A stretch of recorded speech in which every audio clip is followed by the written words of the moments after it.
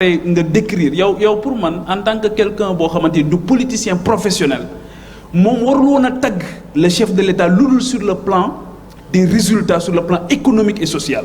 C'est-à-dire que quand bu fekkee ne da ngay mettre en exergue ses qualités en lim moom ci boppam wax na ne mbëru làmb laa ci politique sëriñ daara laa ci mais yow en tant que homme politique boo xam ne dafa ñëw ak une rupture di ñu invité à un changement de cap est-ce que boo nekkee di ko tagg ci aspect boobu nekkoo di accrédité moom taxawaayam ak definam ak doxinam. bu fekkee ne moo ko def. boo ko tuddee tagg la boo ko tuddee tagg mun nga ko tuddee tagg man de tuddee moo ko tagg dama alerté dama ne Macky Sall ku ko xeeb mu daan. mais est-ce que c'est pas une façon aussi yow est-ce que yow jàppale woo ko parce que ñooñu nga tuddee ne dañ leen daane est-ce que yow nekkoo di ko jàppale ci wàllu.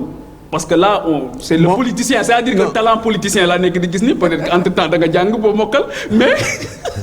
dafa mel ni non dafa mel ni c'est de façon subtile nga koy jàppale pour wax ne ñële daanu nañ yéen a fi des. man moom dama demul woon ba fii des man damay doog a ñëw te dañoo am gan man dama doog a ñëw te dama fas yéene combattre loolu yéen ñëpp xam ngeen. dama leen ne politique boo koy def am adversaire boo xeebee sa adversaire rek def nga erreur. mais fan nga teg ne ñoom dañ ko xeeb. waxuma ne dañ ko xeeb. dama ne la Macky Sall am na benn xarañ ci wàllu politique bu nee sëriñu daara la ci man dama koy nangu damay xam ne man ki ma jàkkaarloor sëriñu daara la man ma nekk nag xaafis nekk koo xam ne kii arme yi may génne.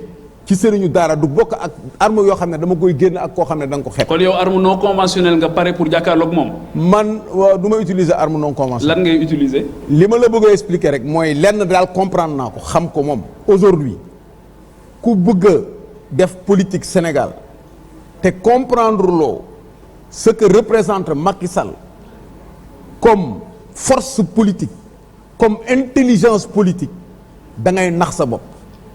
mais intelligence politique mooy lan.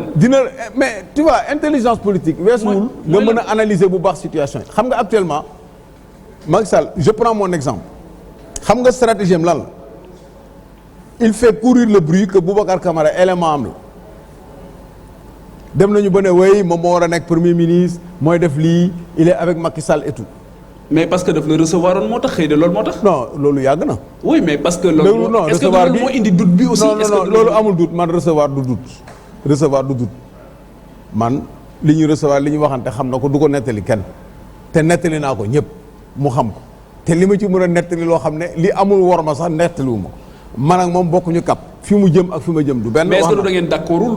non du question d'accord bi nga dalalee est-ce que du bu ngeen d'accordoon li gars yi di wax di nga ko jël. wallaay bi mu ma dalalee tamit proposé wu ma dara parce que li ñu waxante mu proposition mënu fa am koo ñëw ne ko yow fii nga mën a la fii laa bëgg a jëmale Sénégal nga ne ko sëñ bi fii nga bëgg a jëmale Sénégal ak fii ma ko bëgg a jëmalee du benn man changement de cap laa wax yow nga ne da ngay maintenir sa cap nit ñi ne la dañ la jox budget 5000 milliards di nga leb ma ne ko man loolu defaru réew man fii laay jaar benn.